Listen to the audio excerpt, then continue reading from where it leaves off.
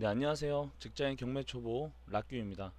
네, 오늘 경매 외에 이제 이런 임대차 3법에 대해서 오늘 좀 뉴스 기사가 있어서 재밌는 뉴스 기사 좀 두 가지 좀 리뷰를 해드리려고 하는데요. 이 뉴스 기사를 한번 볼게요. 임대차 3법. 통상 임대차 3법이라고 하면 보시는 것처럼 전월세 신고제, 그리고 주택임대차 보호법의 계약갱신 청구권, 그리고 전월세 상한제 이렇게 세 가지를 말하는데요. 먼저 계약갱신 청구권은 우리가 2년 살면 2년 더 살 수 있는 이게 임차인이 갱신을 요구할 수 있는 이런 권한이라고 볼 수 있고요. 전월 전월세 상한제는 이제 5% 이상 올릴 수 없는 이 상한제를 오늘 상정돼서 이제 본회의에 통과가 됐습니다. 전월세 신고제는 우리가 부동산 전세 월세를 거래할 때 신고를 해야 되는 법률을 내년 6월로 좀 미뤄졌고요. 오늘 이런 계약 갱신 청구권과 전월세 상한제 이 두 가지가 당장 내일부터 시행된다고 합니다.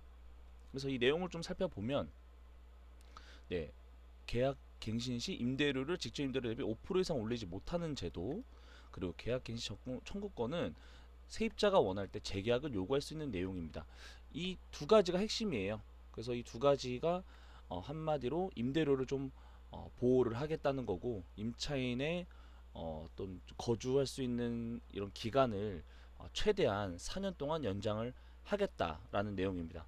그리고 이제 전세 월세 신고제는 이제 어떤 이제 나의 재산이 이제 모두 다 드러날 수밖에 없는 이런 법인데요. 이건 내년 6월에 시행될 예정입니다. 네, 그래서 사실 이거를 보면 그렇습니다. 이게 좀 문제가 있다라고 해요. 그러니까 지금 당장은 4년을 보장을 받지만 4년 이후에는 분명히 이제 반전세나 이게 뭐 월세 개념으로 많이 바뀔 것 같아요. 그래서 지금 당장 4년은 아주 안전하게 뭐 지금 현재 금액 그대로 5% 이내에서 자율적으로 조정이 되겠지만 이제 예전 같이 갑자기 집주인이 뭐 한 5천만 원 올려주세요, 뭐 1억 올려주세요 이렇게 말할 수 없는 상황은 맞지만 4년 뒤에 또 새로운 집을 구할 때 지금과 같은 조건의 집을 구할 수 있느냐 이런 문제가 있을 수 있고요. 더불어서 4년 뒤에는 월세를 여태까지는 전세로 내가 있었지만 사실 금리가 이자율이 뭐 1% 2%밖에 되지 않기 때문에 사실 여기서는 네 이제는 월세로 많이 돌릴 수밖에 없을 것 같습니다. 여기 보시면 반월세 6.5억에 30 이제 이렇게 안 할 거예요. 예를 들어 뭐 한 3억에 뭐 한 100, 3억에 150 이런 식으로 이제는 월세가 100에서 200 사이 정도로 굉장히 많은 부분을 차지할 수 있다. 그래서 이제 이런 좀 우려가 이제 임대차 3법의 좀 가장 큰 우려라고 볼 수 있죠. 그러니까 지금은 괜찮은데 4년 뒤에 이제 이와 같은 내가 지금 살고 있는 이와 같은 좋은 조건의 전세를 다시는 찾을 수 없을 수도 있다. 그리고 월세가 뭐 1, 200만 원 단위로 굉장히 우리 월급에서 많은 부분을 차지할 것이다. 요게 오늘 가장 큰 뉴스이고요. 두 번째로는 이거는 좀 말이 안 되더라고요. 이제 오피스텔도 주택으로 포함한다는 얘기거든요. 이 말은 지금까지는 상가, 토지 이렇게 매입을 할 때는 약 4% 정도의 취득세를 냈었거든요. 근데 이제는 이것도 주택세 포함이 된다니까 뭐 2주택자부터는 이제 8%의 세율이 부과가 되는 거죠. 또한 3주택자부터는 12%라고 하는데 여기 보니까 비조정 대상 지역에서는 이제 8%, 12%가 아닌 8%로 취득세율이 적용된다라고 나와 있습니다.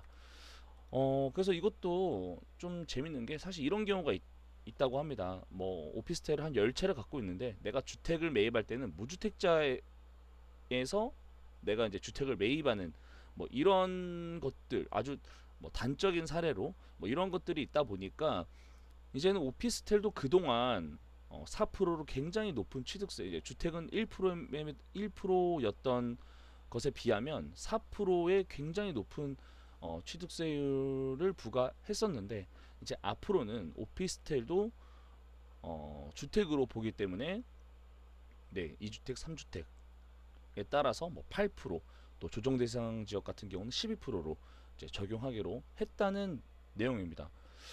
그리고 뭐 한 가지 개정안은 비조정 대상 지역에서는 이주택자의 경우 취득세를 12%가 아닌 8%라는 거. 결국에는 18%도 굉장히 센 세율이잖아요. 아주 좀 걱정이 되고요. 그래서 이런 이제 재개발, 재건축, 입주권, 주거용 오피스텔은 앞으로 주택수에 포함이 된다. 이게 오늘 제일 중요한 내용이라고 볼 수 있겠습니다. 방금 말씀드린 것처럼 무주택자가 오피스텔을 10채를 갖고 있다고 하더라도 첫 집을 마련할 때는 1주택 세율로 취득세를 낼 수 있다는 이런 계산이 나왔기 때문에 앞으로는 모든 주택수에 포함된 중과된 세율로 내야 한다.